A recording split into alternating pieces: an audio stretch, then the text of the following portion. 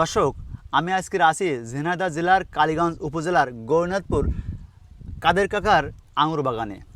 কাকা, জি, আপনি আঙুর ফল চাষ কী জন্য করলেন? আমি 10 বছর সৌদি আরব ছিলাম। আমার একটা স্বপ্ন ছিল একটা আঙুর বাগান করব। সেই স্বপ্নটা আমার এখন দেশে এসে করতে পেরেছি, বাস্তবায়ন হয়েছে। আমরা আজকের আপনার এই আঙুর বাগানটা ঘুরে ঘুরে দেখবো এবং আপনি কীভাবে চাষ করলেন এই বিষয়ে আলোচনা করবো। চলুন। দেখেন, কোন জাতের কাকা এগুলো? এইগুলো হচ্ছে বাইকুনু আর একলো। আচ্ছা, অন্য অন্য জাত না চাষ করে আপনি বাইকুনুর আর একুলো চাষ করলেন কি জন্য? এটা আসলে খুব ধরন বেশি, খেতেও স্বাদ বেশি, আর পাকলে সুন্দর লাল হয়। এই জন্য আমার খুব ভালো লেগেছে।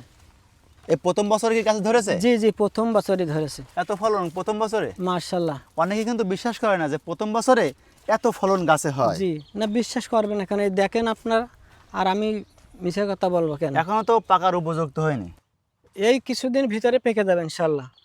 একটা একটা গাছে তো 20 কেজি 25 কেজি তারও বেশিও ধরেছে মনে হচ্ছে। ইনশাল্লাহ তা ধরেছে, একটু বেশি হতে পারে।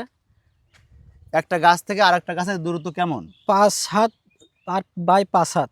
আর এই যে পিলার দিয়েছেন খুঁটি, পিলার হচ্ছে 15 হাত আর 12 হাত হতে পারে। সার মাটি কি বেশি দেন? সার জৈব সার দিই, রাসায়নিক সার দিই, সব মিলে দিই। এখানে পোকামাকড়ের আক্রমণ কেমন হচ্ছে? পোকামাকড়ের আক্রমণ তেমন নেই, আল্লাহ দিলি খুবই সুন্দর আছে, গাছ সবুজ আছে। এই জায়গায় তো মাশাআল্লাহ অনেক বেশি মার্শাল্লাহ, ধরেছে। জি জি। এই দেখেন থোকাগুলো দেখেন। আপনার এই ক্ষেতের এরিয়া কতটুকু? এটা হচ্ছে মোট জমি 7 বিঘা। হ্যাঁ। তা আমি আঙুর করেছি 1.5 বিঘা। কেমন খরচ হয়েছে? 1,03,000 টাকা খরচ হয়েছে। আর এই প্রথম বছরে কেমন বেচাকেনা আশাবাদী আপনি? আশা করা যায় ইনশাল্লাহ 5-6 লাখ টাকা হবে ইনশাল্লাহ।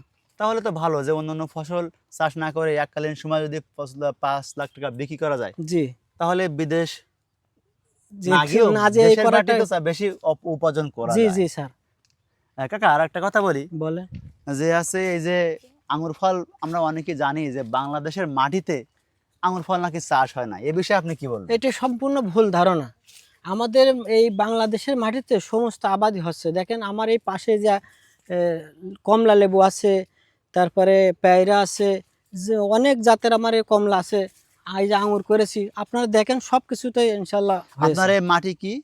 এই মাটি আছে, এটা এখানে বিল ছিল, আমি এখানে 200 গাড়ি মাটি দিয়েছি ভরাট করে নিয়ে তো চাষবাস এগুলো করছি। কি মাটি? এটা বেলে দোআঁশ মাটি।